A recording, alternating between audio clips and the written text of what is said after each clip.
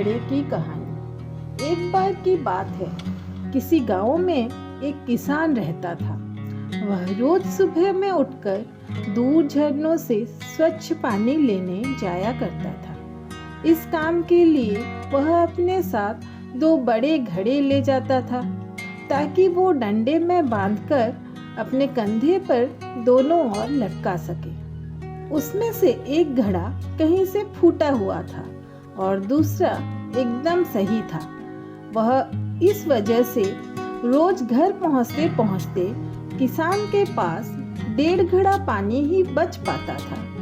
ऐसा कई महीनों से चल रहा था। सही घड़े को इस बात का घमंड था कि वो पूरा का पूरा पानी घर पहुंचाता है और उसके अंदर कोई कमी नहीं है।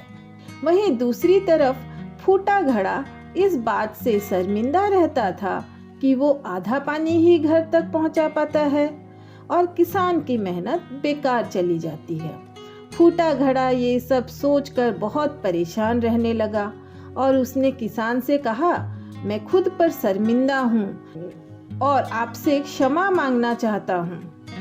किसान ने पूछा, तुम किस बात से शर्मिंदा हो?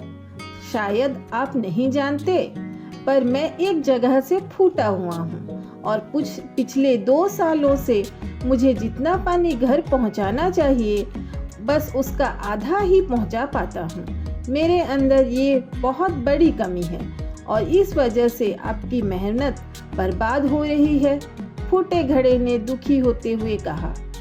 किसान को घड़े की बात सुनकर थोड़ा दुख हुआ और वह बोला, कोई बात नहीं, मैं चाहता हूँ कि आज लौटते वक्त तुम रास्ते में पड़ने वाले सुंदर फूलों को देखो। घड़े ने वैसा ही किया। वह रास्ते भर सुंदर फूलों को देखता आया। ऐसा करने से उसकी उदासी कुछ दूर हुई, पर घर पहुँचते पहुँचते उसने अंदर से आधा पानी गिर चुका था। वो मायूस हो गया और किसान से क्षमा मांगने लगा। किसान बोला, शायद तुमने ध्यान नहीं दिया, पूरे रास्ते में जितने भी फूल थे वो बस तुम्हारी तरफ ही थे, सही घड़े की तरफ एक भी फूल नहीं था। ऐसा इसलिए क्योंकि मैं हमेशा से तुम्हारे अंदर की कमी को जानता था और मैंने उसका लाभ उठाया। मैंने तुम्हारे तरफ वाले रास्ते पर रंग बिरंगे फूलों के बीज बो दिए थे। तुम थोड़ा थोड़ा करके उन्हें सींचते रहते और पूरा रास्ता फूलों से भरा हुआ है। आज तुम्हारी वजह से ही मैं इन फूलों को भगवान को अर्पित कर पाता हूँ और अपना घर सुंदर बना पाता हूँ। तुम ही सोचो, अगर तुम जैसे वैसे नहीं होते तो भला क्या मैं ये सब कुछ कर पाता?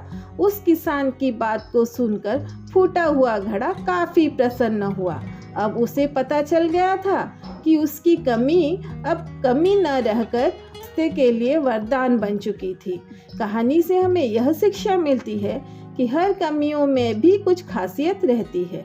अगर यह कहानियाँ आपको अच्छी लगती हो तो चैनल को लाइक, शेयर और सब्सक्राइब कीजिए। धन्यवाद।